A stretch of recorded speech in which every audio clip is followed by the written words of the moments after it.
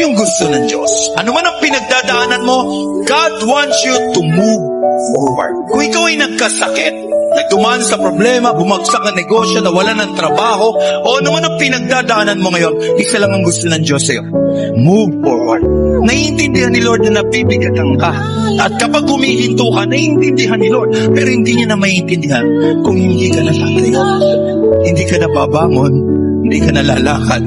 Hindi ka na magpapatuloy. Kapag sunod-sunod na yung palo, umiyak ka kay Lord. Humingi ka ng tawad.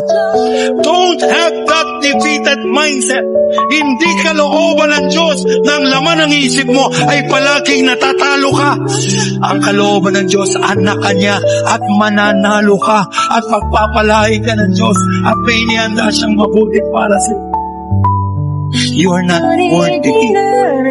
You are born a winner. Hindi ka pinanganak para matalo. Pinanganak ka para magtagumpay sa harapan ng atin. No! We are more than conquerors through Him. Lakas! Jesus Christ will love us. Maraming bigat, dala-dala tayo.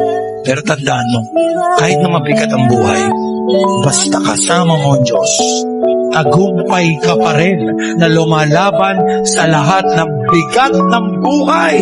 Can I hear amen?